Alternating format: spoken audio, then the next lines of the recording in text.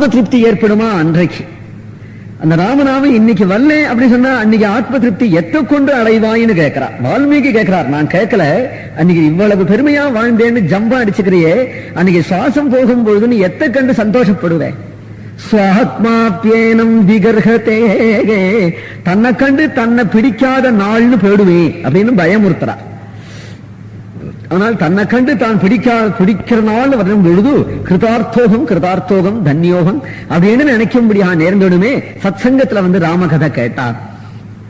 ராம கட்டாட்சத்துக்கு நாம் பாத்திரமாக, ராம தரிசனங்கிறது வேற விஷயம், ராமனுடைய கட்டாட்சத்துக்கு நாம் பாத்திரம் ஆகணும் அப்படிங்கிறது இப்பொழுது ஆயிட்டோம் அப்படிங்கறது ஆத்ம திருப்தி.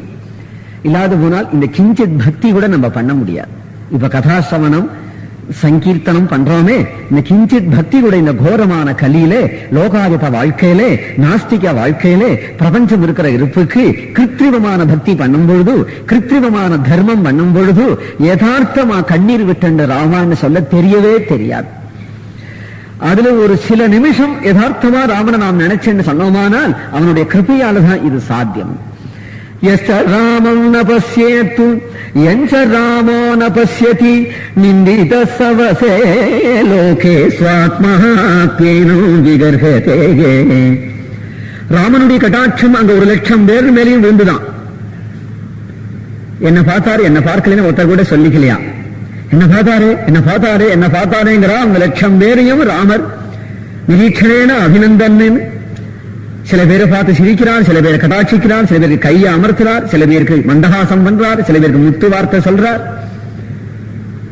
எத்தனை பேர்கள் இருக்கிறாரோ அத்தனை பேர்களையும் ராமர் என்ன கவனிக்கலேன்னு ஒருத்தர் கூட இல்லைன்னு, எந்த ஜாதியிலையும்.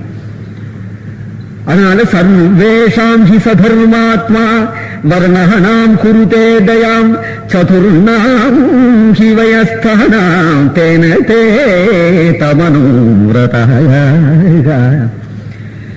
ஒருவன் ராஜாவாக வருதலே ஒரு சாராருக்கு அபிப்பிராயம் இருக்கும், ஒரு சாராருக்கு அபிப்பிராயம் இருக்காது அப்படிங்கிறது உலகம் உண்டான நாளா இன்று வரையிலும் சகஜம்.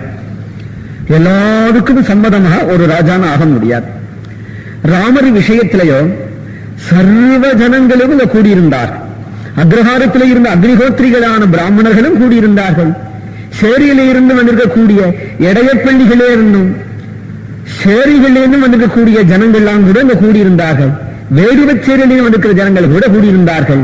ஸ்திரீகள் புருஷர்கள், படித்தவர்கள் மூடர்கள், பிராமணர்கள் அப்ராமணர்கள், வயோதிகர்கள் பாலர்கள், ஸ்தானத்தில் இருக்கிறவர்கள் ஸ்தானத்தில் இல்லாதவர்கள் என்கின்ற ஒரு வாசி இல்லாதபடி அவ்வளவு பேர்களும் ஸ்ரீராம்